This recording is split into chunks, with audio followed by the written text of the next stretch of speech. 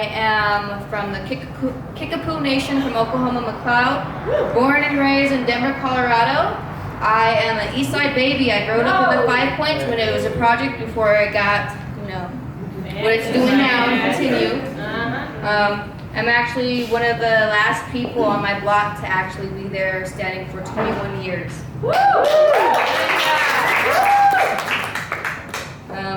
I went to a couple schools. I went to DSST Cole for high school. I went to DCIS, and I went to an all-girls school. And from there, I met with Brady and found out more about Prodigy. And right now, I'm in my current state of MIT manager in training. I've been with Prodigy for a year and 5 months now. It seems like it's going low. There we go. I've done spoken word there, here. I got one of my stuff published in a book. I'm a big advocacy for mental health, Native youth, and also gentrification, and basically people that were born, raised, killed, gang violence. Stand up for that.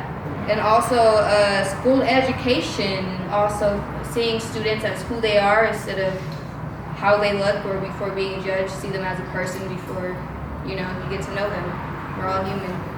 We all go through shit too, so. I'm gonna be speaking about one of my old memories. It's called The Back Porch, and I also wrote something today. Woo. All right, The Back Porch.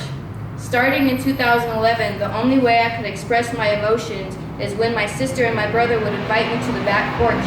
I would jump on the railing as they rode their friend, Mary Jane. We used to come to the back porch to talk about the fucked up things we've been through and our blessings we had. It would be the only place for my memory and my emotions as a kid. Going to the back porch is my freedom of reality, a fresh breath of life, getting away from the negativity. From back here, you could see all the seasons in one tree. And if it's not cloudy, you could even see the stars in the dark sky at night, moon shining through the leaves. It was my heaven to be alone, but it was also my place where I could connect with my siblings. Now everything has changed, even me. I'm no longer seeing the stars in the night skies, but still see the seasons in that one same tree. Same color blue porch. Now I've been vibing with the rhythm of the blues, trying to figure out my issues. When my life gets too fucked up, I have an overfilling cup. I would open up to Mary Jane, and she would be the only one who has my back, stabbing bitches for me. She will help me not to worry or not to give a fuck about anything or anyone, just to do me. I feel like he helps me more than I'm alone within my own thoughts. But when people are with me and Mary, it feels like a family therapy session where I am just listening or speaking my words of wisdom. I've been standing here for 18 years, aka now 21 years. I have been the founding of 2 generations. I know everyone's life story, their good and bad memories, and their hopes and dreams. I've seen the youngest daughter grew up with me. As a kid, she was so bright and so hopeful. She was strong and wise and kind. She would come to me to sit in the back porch to see all the seasons in the tree. Her older siblings would be with Mary talking while she was listening. Over the years, she changed. She no longer had a bright. She struggled to have hope to hold on to being strong, but she was always kind. Now she's hanging out with Mary, but not as often as her siblings. When everyone is out there, they would sit in a circle as one of them would roll up and begin talking. They go off into their own world where life is better for them. I'm the only place where Mary can be, so I see her often. I've been called so many things, but I like when she calls me Mary. I've been around her family for many years. I was more around with her older siblings. The back porch is where I came up the most. I was not allowed in the house. The youngest daughter treats me different from the others. I'm low-key envy of her because she's the only one that could ever say no to me. She has more willpower than any other, and she knows how to outplay me if she has to. She doesn't rely on me, but only herself. She doesn't need me to get high like everyone else. She needs me to manage the pain and the chaos within her. I don't have her wrapped around my fingers like I would and with the others. I am jealous that I can't get to her. She's a smart girl who I gave her that she knows what she wants. She will never let me hold her back. When I am in her system, she let her mind feel freedom. Back porch with Mary Jane.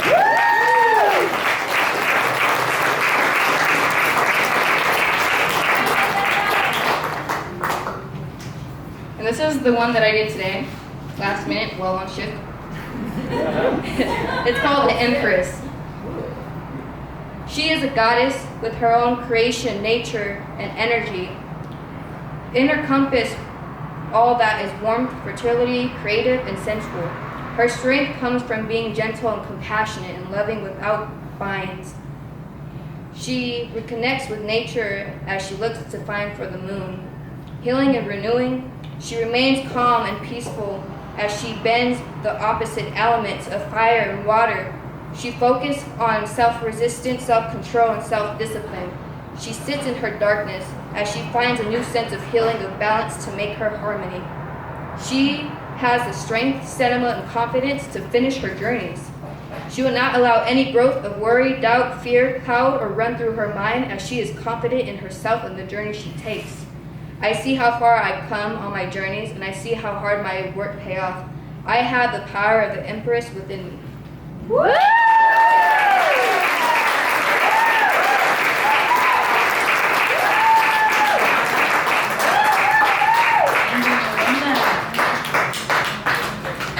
Okay, I'm going to bring up our next reader, Paparouna. Born and raised in Athens, Greece, Paparouna currently resides in occupied Arapaho and Cheyenne territory in so-called Colorado, USA. Works in social and environmental justice education, writes queer speculative prose, translates Greek literature into English, and daydreams about life as a marine mammal. A Princeton Hellenic translation workshop and Lighthouse book project participant, Paparouna has been published in Progenitor, Asymptote, Ek, New Poetry and Translation, Denver Quarterly, Timber, and The Thought Erotic. They recently guest edited an all-fiction issue for Beast On magazine. Give it up for Paparouna.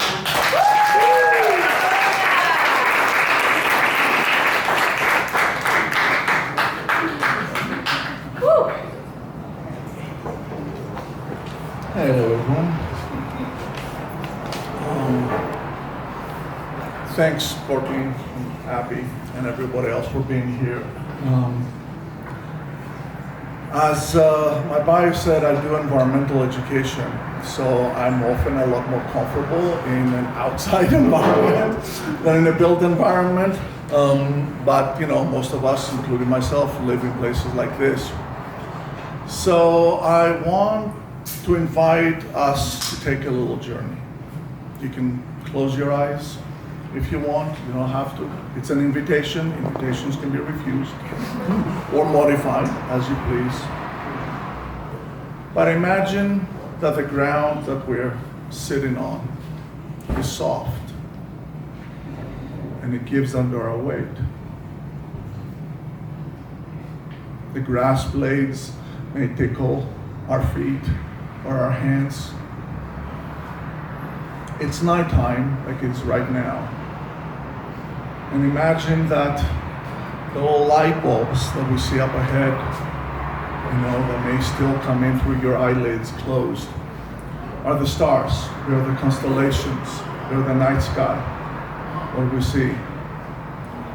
That the faraway buildings and structures are the forests that surround us.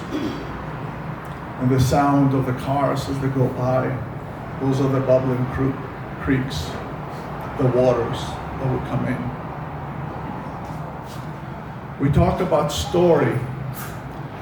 And for as long as we have been in a species, and probably longer than that, we've been gathering in places like what I described, usually at night, under the stars, and we would tell each other stories.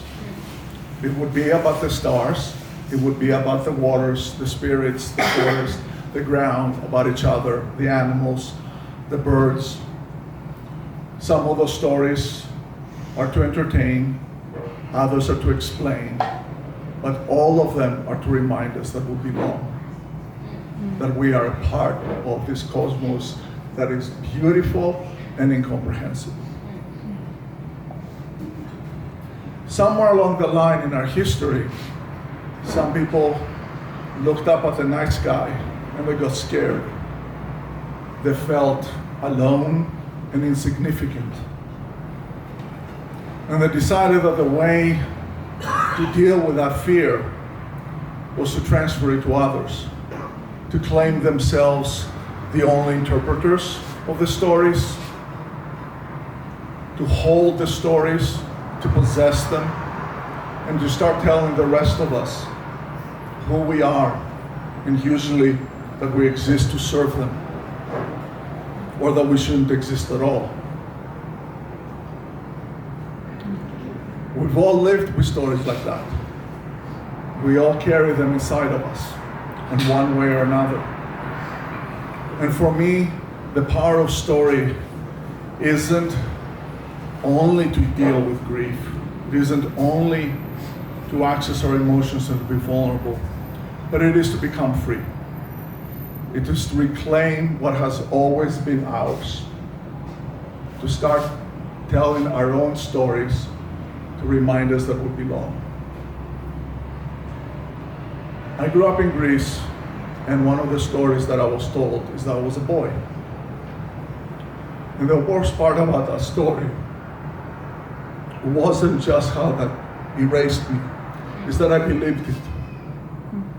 Because I didn't have any other stories.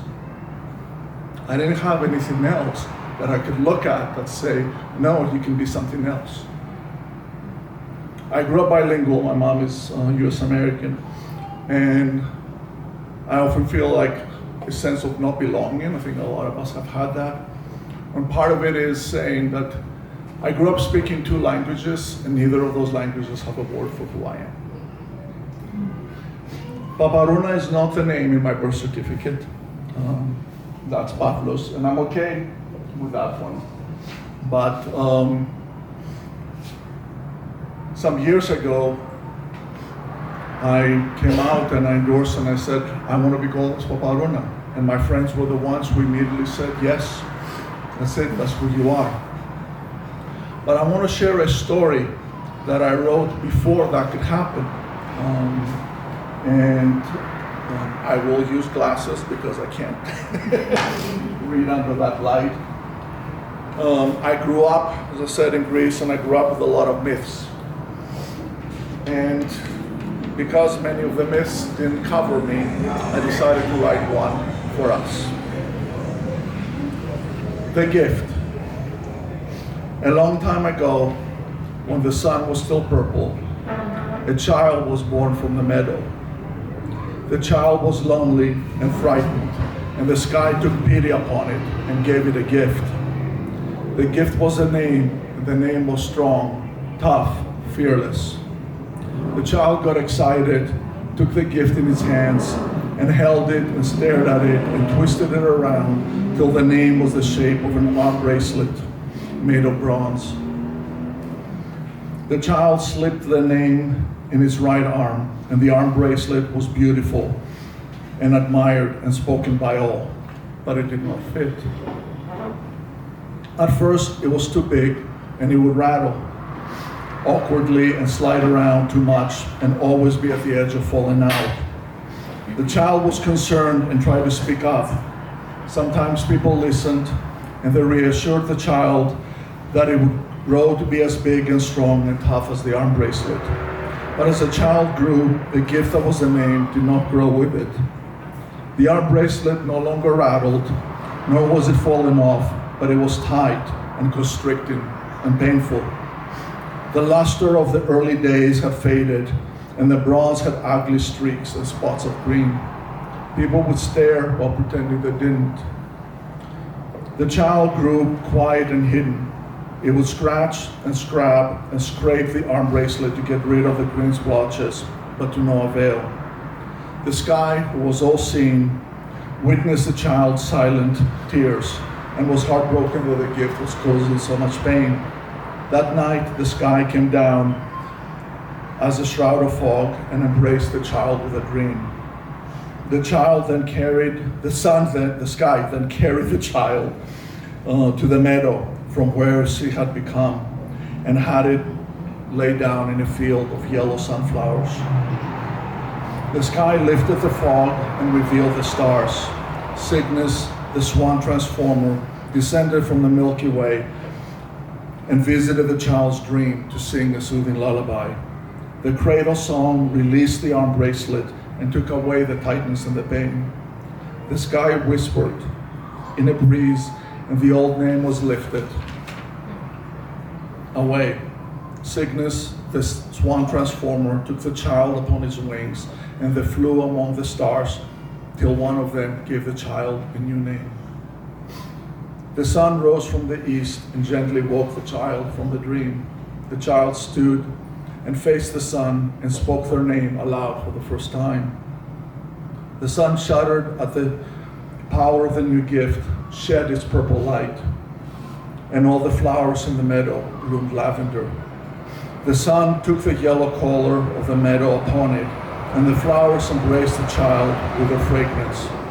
The trees stood tall, the birds sang overhead, and all the animals came out to hear and bear witness to the transformation, to see the brightness of the sun in the smiling brown face of the child. And this is how the child got their true name and how the sun became yellow.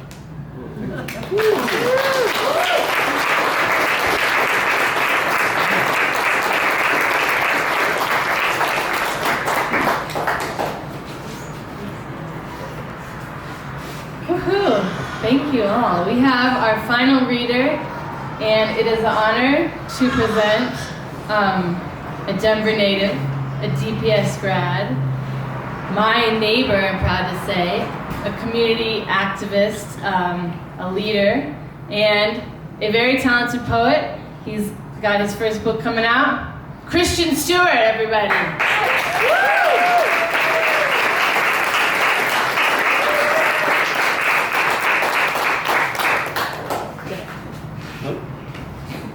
Here we go. My name is Christian Steward. I really emphasized that I was from the east side, but it seems like everybody who was speaking is from the east side, so that's great. Melinda, I didn't ever meet her before. I have diabetes and my sugar was low. She gave me tea with honey in it and got me right again, so thank you for that. First time I ever met her, so thank you. All right, so here we go. Like, I don't know. This is called "In Action Cannot Be Free." I think not. In action cannot be free. I am free not of just dream have I seen what can be achieved. It is in the being. Am I able to see that I cannot be stopped because I think not? For to achieve, I must be finally freed of just thoughts.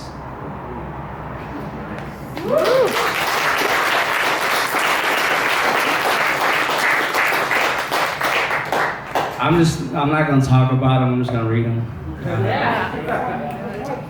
This is called "We Cry Freedom." How do you cry for freedom? While you were thinking, I would be honored to give my reasons. Let's start with the ancestors' cries. Tears drawn from fears of being denied to peek into a daughter's eyes. Fathers forced into fields or slaughtered. Blood is spilled.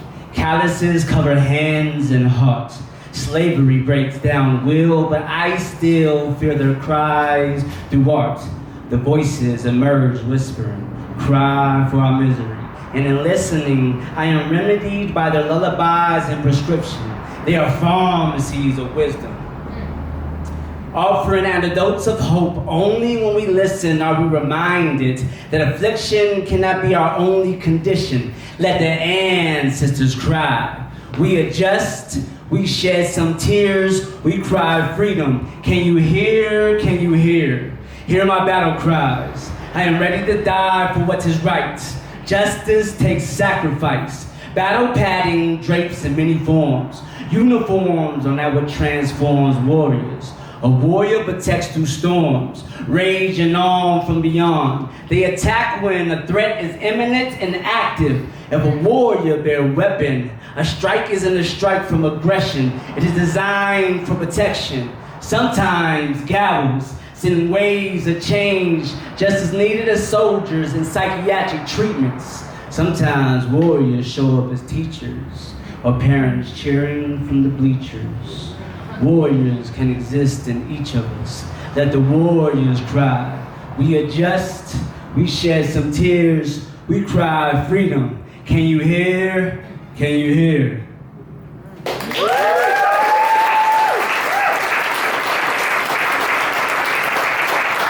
Thank you. This is called Brushes via Buses. Wishes split like the lips of addicts. Recidivism of crystal meth. Skin full of open wound. Breath smell of opening casket. Teeth missing like bodies, corroded of dust and ashes. Blank tombs reflective of poor souls. He approached me, asking for second chances. Hands out, palms look shattered by shards of glass. Pale skin reminds me of a survivor of cancer and cancer treatments. He adjusts his glasses and then asks for cash. On the bus stop, we wait. At first, I stare with nothing to say. Angel dust stains his mouth. Cars speeding, weaving in and out of lanes. My irritation rises, but I am still quiet. He begins telling his story like a reading of eulogy. My name is Nigel from the Netherlands. I shift behind bus shelter, for his body odor is reeking. Thoughts slip into the distance, like any length of daylight lost at the end of business. All from work, so my patience is thinning. He won't quit talking. My phone rings. Someone is calling. I tell him too eager to leave. Walk away to be with peace, so I think. The call was an automated message. A machine reminded me of an upcoming mental health screening. So shows an omen. I hung up a little more sympathetic. But the bus arrives and I walk on. I witness the man screaming in agony. I made no more time to plant a seed. Damn, missed the opportunity to show love. I get home, walk through the door and hug my family. In those embraces, I explored more deeply. I realized I treated Nigel as a bother, but what if someday there is a similar fate for my daughter? I hope a stranger to show love, and by it is completely unbothered. The danger of being addicted to drugs is not only does society judge, we pretend like this can never be us.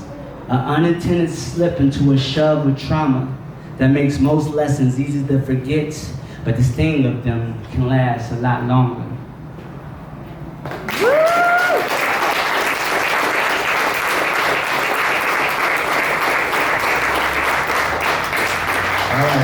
It's hard reading poetry.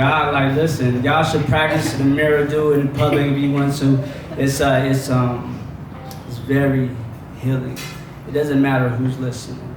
Trees listen, plants listen, the universe listens, God listens, the Creator listens.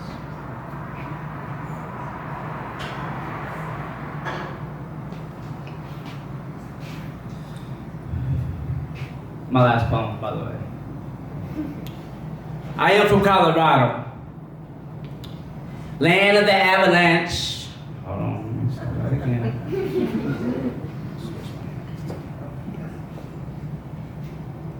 All right, can y'all hear me? Yeah. All right, there's a sweet spot. I am from Colorado, Land of the Avalanche, Rockies, Outlaws, Nuggets, Crush, Rapids, and Broncos. Here we have huge potholes from the hot and the cold, but we still bike ride, scoot, walk, stroll, and roll. I am from the east side. This is the spot to my soul, although now gentrified. It owns a lot of my home. It developed my thoughts, it has developed my poem. I am from the block. I used to be a supply, 25, 45 high. Why bother with talk? We just do. Never been just about showing muscle, been had hustle too.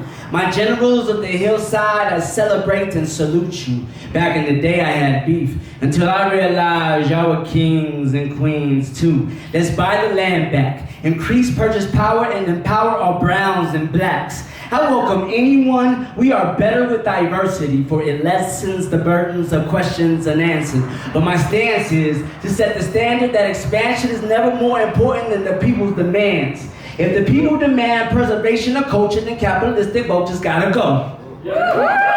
Especially if high displacement continues the trends of losing home for aging seniors, putting generational wealth on hold. And if this is so, we need to freeze the new bills until we negotiate new deals. Never profit over people. I acknowledge in addition to profits, we must engage in politics to acquire the appropriate knowledge that combines fair wage and equitable access to property. We have to impact policy before there is no other options. I am collaborating with individuals and partners and artists too. My part in this is building lasting health and wealth. Let's set a target of sustainable shares in the growing free market that benefits all who buy and sell. But I'm going to need y'all help. From my street, High Street, to down in Welton, Race and Vine Street, York and Colfax too, Holly, Ivy, Quebec, Peoria and Montview, Monaco to Syracuse, Chambers down 6th Ave, from Havana to Hamden, Alameda and Tamarack back to Federal Pass, Sheridan to Walsworth, Niagara next to Newport, Pecos, Perry, 17th Ave, Santa Fe Drive and Calumet, Grant, California and Stout, Lincoln, Broadway, Bannock, Tennessee to Knott, Bruce Randolph, Dr. MLK Jr. Drive. These are my blocks, but this is all of our pride. We cannot stop. This is our prize. For we are Coloradans, Denverites, and this means a whole lot.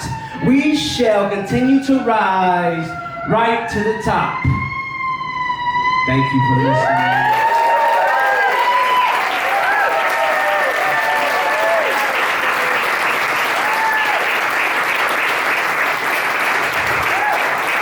I appreciate everybody else who performed today. Thank you for your art and being vulnerable with us. Thank you for all those who attended. I'm honored and privileged to be a part of this program. Until next time.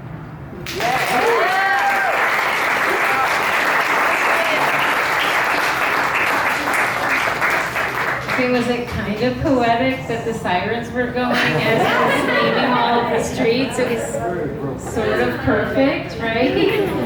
Thank you, universe. Anyway, I am just going to close this out with an enormous thank you to the readers, all of those readers that shared their soul.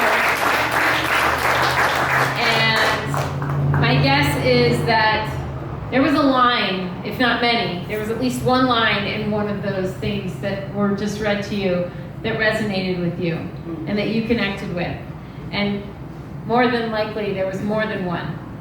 My friends, that is the point. That is the point of Sidewalk Poets.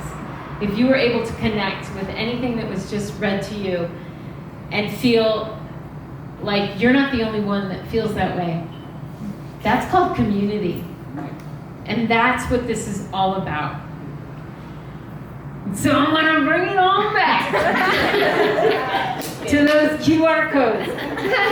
If something resonated with you, that is the point. And you feel stronger, and you feel part of something, and you feel validated. And let's give that feeling to a lot more people. And the way to do that is by donating. So please don't walk out of here without scanning that QR code and knowing that your donation will be